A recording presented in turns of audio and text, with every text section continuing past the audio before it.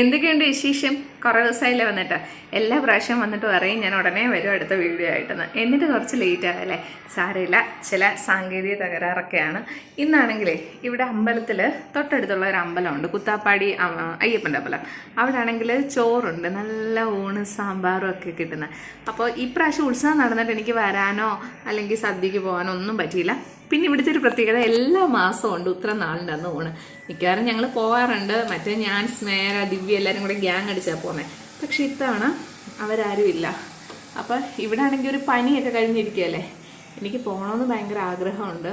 പിന്നെ ഈ പിള്ളേരെയും കൊണ്ടൊക്കെ പോയാൽ അവിടെ ചെന്ന് ക്യൂ നിന്ന് വെയിലത്ത് പിന്നെ വന്ന് ചുമയും തുമ്മലൊക്കെ ആയാൽ നല്ല പണിയാവും. അപ്പോൾ ഞാൻ വിചാരിച്ചു ഇവർക്ക് എന്തെങ്കിലും പെട്ടെന്ന് ഉണ്ടാക്കി വെച്ചിട്ട് ഞാൻ പോയി കഴിക്കാമെന്ന്. കമ്പനി ആരുമില്ല, ഒറ്റയ്ക്ക് പോകാമെന്ന് കരുതി. എങ്ങനെയുണ്ട്? കുറേ നാളിന് ശേഷം ഞാനിങ്ങനെ ഒറ്റയ്ക്ക് എങ്ങും പോകാറില്ല, കടകളിലൊക്കെ പോകാറുണ്ട്. പക്ഷേ ഇതുപോലെ അമ്പലത്തിലൊക്കെ ഉണ്ണാനൊക്കെ പോകണമെങ്കിൽ ആരെങ്കിലുമൊക്കെ കമ്പനി ഉള്ളതൊരു രസമല്ലേ. ഇപ്പം ഇന്ന് വിചാരിച്ച് അങ്ങനെ ഒറ്റയ്ക്ക് പോകാമെന്ന്. നടക്കില്ലെന്നൊന്നും അറിയത്തില്ല. ഇപ്പം ഞാനിത് പറയുന്നുണ്ട്, ചിലപ്പോൾ അങ്ങനെ ഒരു കാര്യമേ നടക്കത്തില്ല. എന്തായാലും ഫുഡ് ഉണ്ടാക്കാം അല്ലേ. അപ്പോൾ പെട്ടെന്ന് എന്തുണ്ടാക്കുമെന്ന് ആലോചിച്ചപ്പോൾ എനിക്ക് മനസ്സിൽ വന്നതാണ് എഗ് ബിരിയാണി. കുറേ കാലം ഇതുണ്ടാക്കിയിട്ട്, അതുകൊണ്ട് എങ്ങനെ ആവുമെന്നൊന്നും അറിയത്തില്ല. എത്ര മുട്ടയ്ക്ക് എത്ര അരി എടുക്കണം അതൊന്നും എനിക്കറിയത്തില്ല. പക്ഷേ അത്യാവശ്യം ടേസ്റ്റ് വഴി ഉണ്ടാക്കാമെന്ന് കരുതി. പിന്നെ ഇവിടെ പല സാധനങ്ങളും ഇല്ല. അതായത് ഈ പുതിന മല്ലിയിലൊക്കെ ഇല്ലേ, അതൊക്കെയാണല്ലോ ഒരു ഫ്ലേവർ തരുന്നത് ബിരിയാണിക്ക്. ആ വക ഐറ്റവും ഇല്ല. പിന്നെ ഞാൻ വിചാരിച്ച് എന്തെങ്കിലും ചെയ്യാം, നമുക്ക് പറ്റുന്ന നോട്ടെ. പിന്നെ ഞാൻ എന്തുണ്ടാക്കി കൊടുത്താലും ഭയങ്കര ഇഷ്ടത്തോടെ കഴിക്കുന്ന ആളാണ് മിയ. പക്ഷേ കറക്റ്റായിട്ട് കുറ്റം പറയുന്ന ആളുമാണ് പാറു. കുറ്റമല്ല, ഇല്ലാത്ത സാധനം ഇല്ല എന്ന് അവൾ കറക്റ്റായിട്ട് പറയും. പക്ഷെ മിയ എന്തോ എനിക്ക് വിഷമം തോന്നണ്ടെന്ന് കരുതിയാണോ അതോ അവൾക്ക് രുചി ഉണ്ടായിട്ടാണോ ഒന്നും അറിയില്ല, അവൾ അമ്മ എന്ന് പറയും. അത് കാണുമ്പം എനിക്കറിയാം, നമുക്കറിയാമല്ലോ നമ്മൾ ഉണ്ടാക്കുന്ന സാധനത്തിന് എങ്ങനെ ഉണ്ടെന്ന്. പക്ഷെ അവളെല്ലാം ഇഷ്ടത്തോടെ കഴിക്കുന്ന ഒരാളാണ്. ഈയിടെ ആയിട്ട് പക്ഷേ ചപ്പാത്തി അങ്ങനെയുള്ള സാധനമൊക്കെ കഴിക്കുമ്പോൾ വലിയ താല്പര്യമില്ല. ചപ്പാത്തി ഒന്നും കഴിക്കാറില്ല. ചപ്പാത്തി എന്നിട്ട് ചുരുട്ടി പിടിച്ച് മടക്കി കഴിക്കും, കറിയില്ലാതെ. ചിക്കൻ ഉണ്ടെങ്കിൽ പിന്നെ എന്തും ഓടിക്കോളും. പറഞ്ഞു കുറേ ആയല്ലേ ഞാനിങ്ങനെ കണ്ടിന്യൂസ് ആയിട്ട് വർത്തമാനം പറയുന്ന ഒരാളാണ്. പക്ഷേ ഈ യൂട്യൂബിൻ്റെ ഫ്രണ്ടിൽ വന്ന് അല്ലെങ്കിൽ ഈ ക്യാമറ നോക്കി ഇത്രയും കാര്യം പറയാനായിട്ട് എനിക്ക് പറ്റത്തില്ല. പക്ഷേ എൻ്റെ ഫ്രണ്ട്സിനെല്ലാം അറിയാം, അല്ലെങ്കിൽ എൻ്റെ വീട്ടുകാർക്ക് അറിയാം, ഞാനിങ്ങനെ വായടയ്ക്കുക അതിങ്ങനെ കണ്ടിന്യൂസ് ആയിട്ട് പാടിക്കൊണ്ടിരിക്കുന്ന ഒരാളാണ്. റേഡിയോ. എൻ്റെ ഹസ്ബൻഡ് ആണെങ്കിൽ വളരെ കുറച്ച് സംസാരിക്കുന്ന ഒരാളാണ്. പക്ഷേ എന്നെ സംബന്ധിച്ച് ഞാനിങ്ങനെ കണ്ടിന്യൂസ് ആയിട്ട് കാര്യം പറഞ്ഞുകൊണ്ടിരിക്കും. ഇത്തിരി സ്പീഡ് കുറവാന്നേ ഉള്ളൂ, പക്ഷേ ഇങ്ങനെ കണക്ട് ചെയ്ത് ഇങ്ങനെ പോകും. ഓക്കെ, വീണ്ടും പോകുന്നില്ല. അപ്പോൾ welcome back to my new video. അപ്പോൾ എല്ലാവർക്കും പുതിയൊരു വീഡിയോയിലേക്ക് സ്വാഗതം. മലയാളം ഇംഗ്ലീഷ് എല്ലാം കൂടെ മിക്സ് ചെയ്തങ്ങ് പറയല്ലേ. ഞാനിവിടെ കുറച്ച് സാധനമൊക്കെ എടുത്ത് അരിഞ്ഞൊക്കെ വെച്ചിട്ടുണ്ട്. ബിരിയാണി ഉണ്ടാക്കുന്നത് എങ്ങനെയാണെന്നൊക്കെ കാണണമെങ്കിൽ കാണിക്കാം. പക്ഷേ കുറച്ച് ചെറുതായിട്ടൊന്ന് പറയാം അല്ലേ. 2 ഗ്ലാസ് അരി കൈമ റൈസ് ഞാനിവിടെ വെള്ളത്തിലിട്ട് വെച്ചിട്ടുണ്ട്. അത് കഴിയിട്ടില്ല, വെള്ളത്തിലിട്ട് വെച്ചതേ ഉള്ളൂ. മുട്ട പിഴിഞ്ഞ് വാഷ് ബേസിനകത്ത് ഇട്ടിട്ടുണ്ട്. ഇത് പൊളിച്ചെടുക്കണം. ഇച്ചിരി വെള്ളം തുറന്ന് വിട്ടതാണ്, അതൊന്ന് തണുക്കാൻ വേണ്ടിയിട്ട്. പിന്നെ ഇത് ഇഞ്ചി, പച്ചമുളക്, വെളുത്തുള്ളി, ഇത് മിക്സിയിലിട്ട് ഒന്ന് അരച്ചെടുക്കണം. പിന്നെ ഉള്ളി, സവാള, ഇത്ര സാധനം ഇവിടെ അരിഞ്ഞും വെച്ചിട്ടുണ്ട്. പിന്നെ ഇന്നത്തെ ബിരിയാണി ഉണ്ടാക്കുന്നത് കുക്കറിലാണ്. കുക്കറിലാകുമ്പോൾ എനിക്ക് വെള്ളത്തിൻ്റെ അളവൊക്കെ കറക്റ്റായിട്ട് പെട്ടെന്ന് കാര്യം നടക്കും. അപ്പോൾ ആദ്യം കുറച്ച് നെയ്യ് ഒഴിച്ചു, എന്നിട്ട് നമ്മൾ ഈ കറുവപ്പട്ട ഗ്രാമ്പും ഒക്കെ പൊടിച്ചിട്ട് ഞാൻ നേരെ അരി വാരിയിട്ടു. അബദ്ധം പറ്റിയെന്തോന്നോ, ഞാനേ നെയ്യ് ഒഴിച്ച് കുറച്ച് എണ്ണ ഒഴിച്ച് ആ ഒരു മസാല പൊട്ടിച്ച് എന്നിട്ട് നേരെ അരി എടുത്ത് പാത്രത്തിനകത്തിട്ട് ഉള്ളി, സവാള, തക്കാളിയൊക്കെ വഴറ്റാൻ മറന്നുപോയി. അപ്പോൾ പിന്നെ എന്താ ചെയ്യുക, അത് വേറൊരു പാത്രത്തിൽ വഴറ്റിയിട്ട് ഇതിനകത്തോട്ട് ചേർത്ത് മിക്സ് ചെയ്ത് ചെയ്യാമെന്ന് കരുതി. നേരെ വഴറ്റുകയാണ്. ഇവിടെ വേറെ ഇരിക്കുന്നു അരി, അപ്പോൾ ഒന്ന് വെയിറ്റ് ചെയ്യണം. ഈ വീണെടുത്ത് കിടന്ന് ഉരുളുമെന്ന് പറയത്തില്ലേ, അതാണിപ്പോൾ ഞാൻ ചെയ്തുകൊണ്ടിരിക്കുന്നത്. വീണ് പോയി എന്നാൽ പിന്നെ ഉരുണ്ട് കളയാൻ. അങ്ങനെ വേറൊരു പാത്രത്തിൽ ഉള്ളിയും തക്കാളിയൊക്കെ വഴറ്റിയിട്ട് അതിനകത്ത് ചേർക്കാമെന്ന് കരുതി. ആദ്യം കുറച്ച് എണ്ണ ഒഴിച്ചു, എന്നിട്ട് സവാള മൂപ്പിച്ചു. അതിന് ശേഷം ഇഞ്ചി, പച്ചമുളക്, വെളുത്തുള്ളി പേസ്റ്റൊക്കെ ഉണ്ടല്ലോ അത് അതിനകത്ത് ഇട്ടിട്ട് അതൊന്ന് മൂത്ത് വന്നപ്പോഴത്തേക്ക് നമ്മുടെ തക്കാളി ഇട്ടു. തക്കാളി ഒന്ന് വഴണ്ടി വന്നപ്പോഴത്തേക്ക് മല്ലിപ്പൊടി, മുളക് പൊടി, മഞ്ഞൾപ്പൊടി, പിന്നെ ഗരം മസാലയും കൂടെ ചേർത്ത് മിക്സ് ചെയ്ത് ഇതൊന്ന് പച്ചമണം മാറിയപ്പോഴത്തേക്ക് അതിൽ തൈരും കൂടെ ചേർത്ത് നന്നായിട്ട് വഴറ്റി വെച്ചിട്ടുണ്ട്. ഇനി ഇത് നമ്മുടെ ഈ ഒരു അരിക്കകത്തോട്ട് ചേർക്കാം. ആക്ച്വലി നമ്മൾ കുക്കറിൽ ആദ്യം ഇത് വഴറ്റിയിട്ടാണ് അരി ചേർക്കാറ്. പക്ഷേ എന്ത് ചെയ്യാം, ചില സമയത്ത് ഇങ്ങനെയൊക്കെ സംഭവിക്കുമെന്നേ. ഇനി പുഴുങ്ങി വെച്ചിരിക്കുന്ന മുട്ടയും കൂടെ ചേർത്തിട്ട് 2 ഗ്ലാസ് അരിയാണ് ഇവിടെ എടുത്തിരിക്കുന്നത്. അതിന് ഞാനിവിടെ 3.5 ഗ്ലാസ് വെള്ളവും കൂടെ ചേർത്തിട്ട്, അത് ചൂടുവെള്ളം കേട്ടോ, എന്നിട്ട് അടച്ചു വയ്ക്കാം.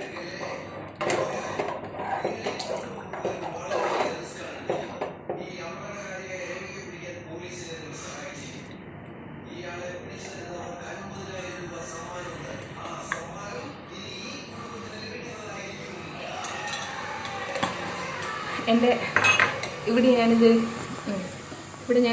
ഉണ്ടാക്കി വെച്ചിട്ടുണ്ടേ കേട്ടോ. ഇനി ഇത് മൂടി വിസിൽ വരാൻ വെയിറ്റ് ചെയ്താൽ മതി. ഒറ്റ വിസിൽ മതി. അപ്പോൾ അടപ്പിട്ട് മൂടിയിട്ട് ഞാൻ ഒരുങ്ങാൻ പോവാം. അമ്പലത്തിൽ പോകണ്ടേ? നീ ഇവിടെ ഇരിക്കട്ടെ.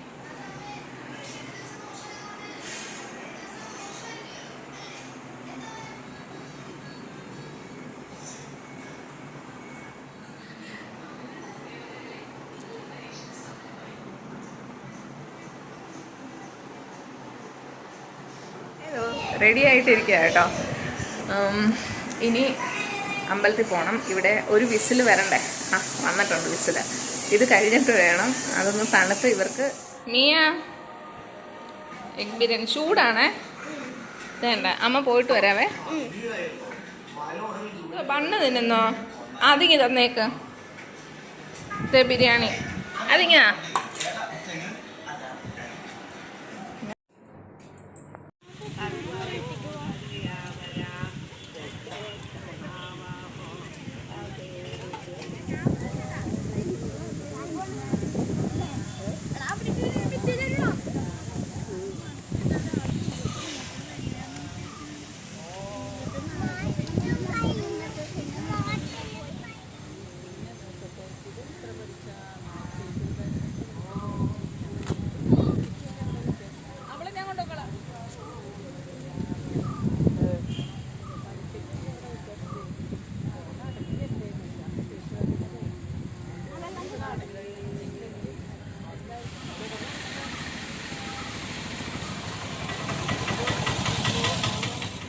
തിരക്കില്ലാതെ നല്ല അടിപൊളി ഊണ് കഴിച്ചിട്ടാണ് ഞാൻ വന്നിരിക്കുന്നത് കേട്ടോ. നല്ല കാറ്റുണ്ടേ. ഈ നമ്മൾ നല്ല സദ്യയൊക്കെ കഴിച്ച് കഴിയുമ്പോൾ നല്ല ചൂട് തോന്നുമേ. എവിടെയെങ്കിലും ഒന്ന് കിടക്കാൻ പറ്റിയാൽ മതിയെന്ന് തോന്നും. ക്ഷീണം അതുപോലെ ഇപ്പോൾ തോന്നുക കേട്ടോ. അധികം വെയിലൊന്നും ഇല്ലാത്തടുത്ത് അധികം തിരക്കില്ലാതെ കഴിക്കാൻ പറ്റി. പക്ഷെ റോഡിൽ ഭയങ്കര തിരക്ക്. എന്താണെന്ന് അറിയത്തില്ല. കുറേ ദിവസം ഞാൻ സ്കൂട്ടർ എടുത്തിട്ട് ഇവിടെ വന്നിട്ട് ഞാൻ ഇതുവരെ എടുത്തില്ല. അപ്പം അതിൻ്റേതായ ഒരു സ്റ്റാർട്ടിങ് ട്രബിളുണ്ട്. എന്തായാലും മുകളിലോട്ട് രണ്ട് കക്ഷികൾ അവിടെ ഇരുന്ന് ബിരിയാണി കഴിക്കുക. എഗ് ബിരിയാണി സത്യത്തിൽ അവരെ കൊണ്ടുപോയിരുന്നു കേട്ടോ. ഞാനൊരു ക്യൂ ഒക്കെ കാണുമെന്ന് കരുതിയാണ് കൊണ്ടുപോകാൻ. പക്ഷെ ക്യൂ ഒക്കെ നന്നേ കുറവായിരുന്നു. സാരമില്ല, പറഞ്ഞിട്ട് കാര്യമില്ല. പിന്നെ അവർക്ക് ഈ ബിരിയാണി അതെന്താണേലും വലിയ ഇഷ്ടമുള്ള സംഗതിയാണ്. ഹാപ്പി ആയിരിക്കും. ഇപ്പം ചെല്ലുമ്പോൾ അറിയാം. അമ്പലത്തിൽ നിന്ന് വന്നിട്ടേ കുറച്ച് സമയം ഒരു സിനിമ കാണാമെന്ന് കരുതി. അങ്ങനെ ഒരു 2.5 മണിക്കൂർ അങ്ങ് പോയി. പിന്നെ ഇങ്ങനെ റിലാക്സ് ചെയ്തൊരു ചായയൊക്കെ കുടിച്ചപ്പോൾ വൈകിട്ട് റിലയൻസ് വരെ പോകണം. അതിനായിട്ട് ഇറങ്ങിയതാണ്. സിനിമ ഏതാണെന്ന് വെച്ചാൽ എക്സ്ട്രാ ഡീസൻ്റ് എന്ന് പറയുന്നൊരു പടം. എനിക്ക് എൻ്റെ ടൈം വേസ്റ്റ് ആയതായിട്ടാണ് തോന്നിയത്. കാരണം ക്ലൈമാക്സ് ഒന്നും ഒരു സുഖമില്ലാതെ എന്തൊക്കെയോ പോലെ. പിന്നെ കുഴപ്പമില്ല, കണ്ടുകൊണ്ടിരുന്നു. അപ്പോൾ സമയം 7 മണിയായിട്ടുണ്ട്. വീട്ടിൽ ചായ കുടിയൊക്കെ കഴിഞ്ഞ് ഇങ്ങനെ ഇരുന്നപ്പോഴാണ് ഒരു സാധനം വാങ്ങണം. അപ്പോൾ പിന്നെ വിചാരിച്ചു പോകാമെന്ന്.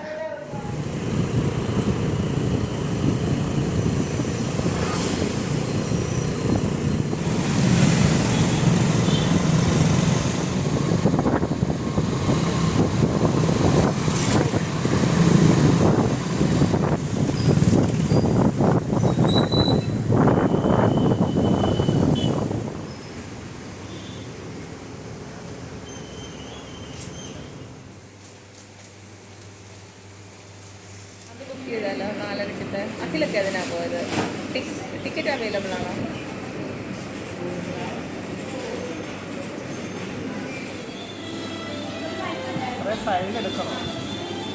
ഏത് സൈഡാ അത്?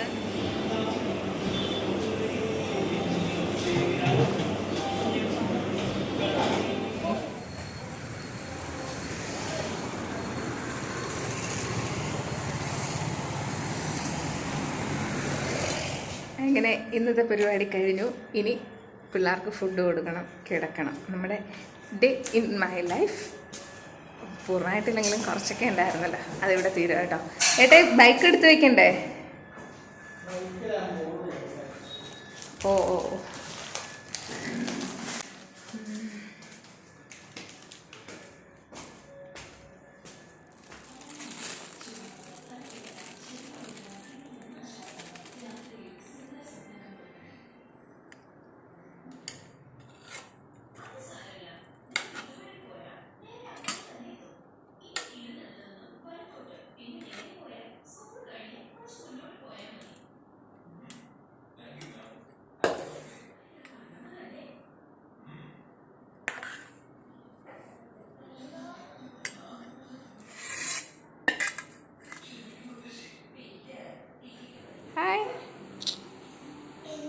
എന്താ മുഖം തെളിയാത്ത നോക്കിക്കേ.